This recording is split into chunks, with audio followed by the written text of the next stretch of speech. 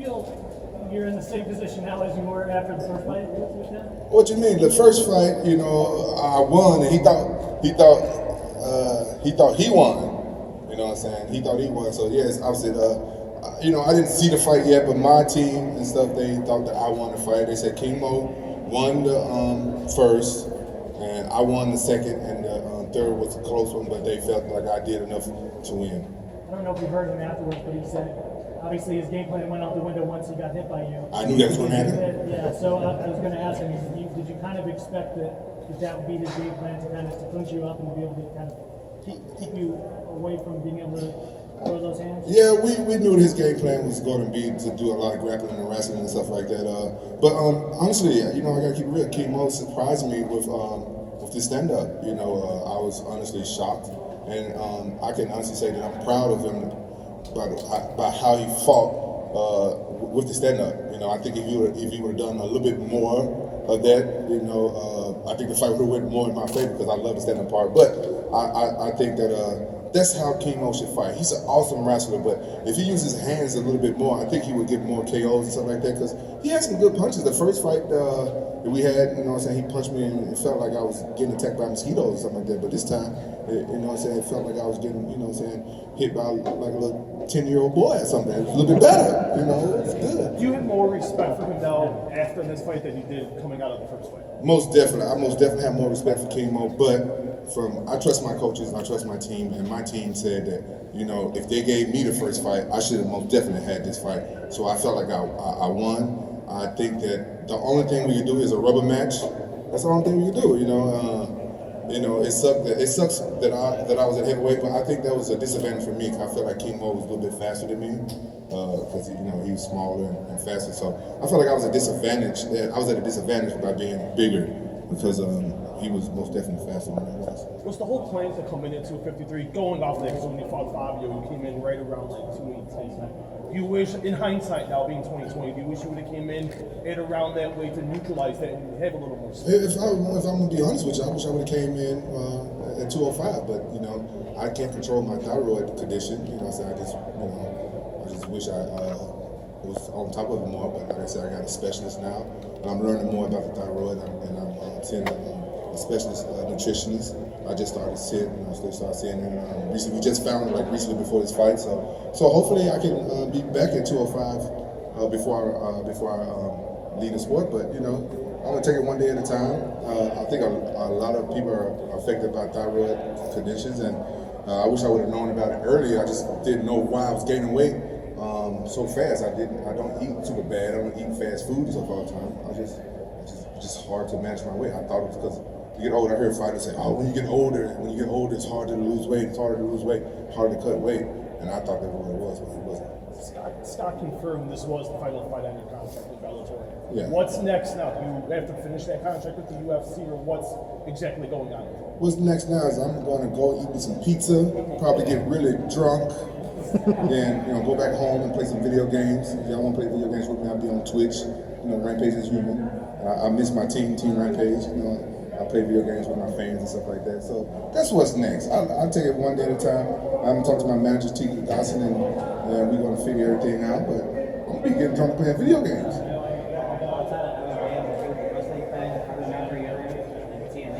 Tits and ass. Kurt Angle. Yeah, I love that guy. Would you go to WWE? Most definitely. I would love to go to WWE. If you guys know anything about me, even before I knew anything about MMA, I always wanted to be a pro wrestler. I'm from Memphis, and pro wrestling was really big there, and that's the only reason why I started wrestling. You know what I'm saying? My wrestling coach Peter Bojo, took me up under his wing. He knew the whole time that I wanted to be a pro wrestler, but he taught me how to do collegiate wrestling and stuff. Then I found freestyle where I could slam. I fell in love with it. So I'm a wrestler at heart, you know what I'm saying? I think I was made to be a wrestler, you know what I'm saying? My name been Rampage since I was a little kid, so I was 8. I've been howling like a werewolf ever since I saw Teen Wolf, you know what I'm saying? Started wearing a chain in high school wrestling. I just think I was made to be a pro wrestler, but then I got thrown to my first MMA fight, you know what I'm saying? I won, and I was always good at fighting, so I figured like, hell, might as well fight. So if pro wrestling is hard on your body than MMA. So, I've been fighting for 17 long years. I don't know how much more my body can take if I do pro wrestling. Who would you wrestle in WWE if you had the chance? What would I wrestle? Who would you wrestle? Who I would wrestle? I'll wrestle anybody. I ain't scared to wrestle nobody. I just don't want to wrestle King Mo no more. That motherfucker. I tried to take him down. That's why I made my mistake. I tried to take his ass down. That little motherfucker. You had a good interview on the Big Brown Breakdown. You said there was one thing that you were going to do this fight that you didn't do last fight. Can you tell us what that was? All right, if you guys noticed, in this fight, I didn't rush out there, and you notice the last fight, he took me down right away. I didn't rush out there, and I didn't go right for the knockout. You know what I'm saying? I was patient. I was letting it up. Y'all saw that I had him on he was wobbly. He had rubber legs. But honestly, I was scared to go and jump on him because I thought that he was going to shoot on me. The whole time we were preparing for this fight, we had like a little mini game plan for me just to be patient. And when he got close, we'll set up his takedown to shift backwards. You guys noticed I was shifting backwards. You stood and counted Lindemann before like that, haven't you? Was it Lindemann? Yeah, Linden. You stood and counted wrestlers. Yeah, Linden's a great wrestler and stuff. And so, that was my thing I did different. I wasn't pressing the knockout. I was being greedy with my punches and stuff like that. And I think it helped me. He took me down in the first round, like once or twice. He took me down, and then, he was real good with it. You know what I'm saying? King Mo's like, he has one of the best setups in MMA with the wrestling. And after that, I don't think he took me down no more. And I think I took him down like once. What do you make of the fight between him and Bader since you've had experience with both of them? I fought Bader when I was injured, just because I wanted to fight in Japan. But I think King Mo is a better fighter than Bader. I had a harder time with King Mo both fights than I did with Bader, and I fought Bader injured. So, I think King Mo, I think he got that. Would you want to see Rampage in more 3 or is it over? Listen, I still haven't knocked that motherfucker out. I still want to knock King Mo ass out, and honestly, it looks like that's impossible. He got like a glass jaw, but how come I can't break it? What the fuck? He just love hugging me and holding me, don't he? What the fuck? King Mo loves me. I bet King Mo got a crush on me.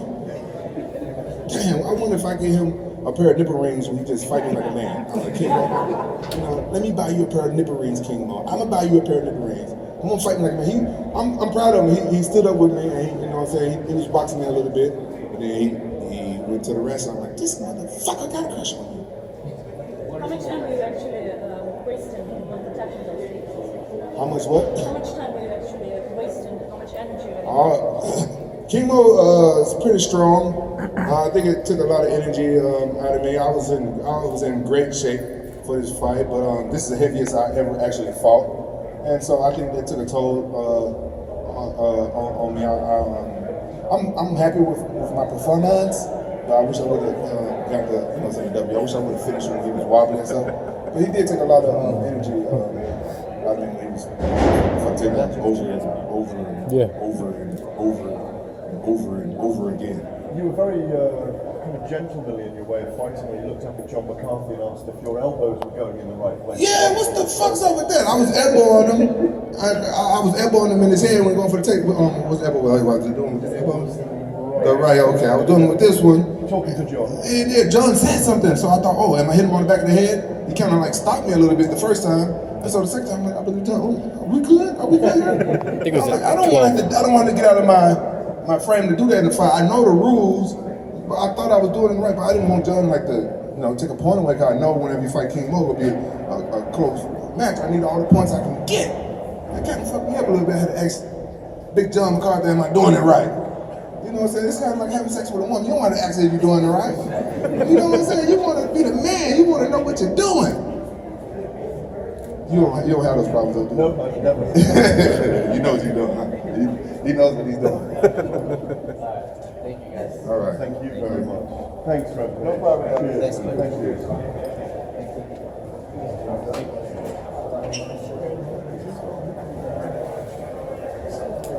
And then losing.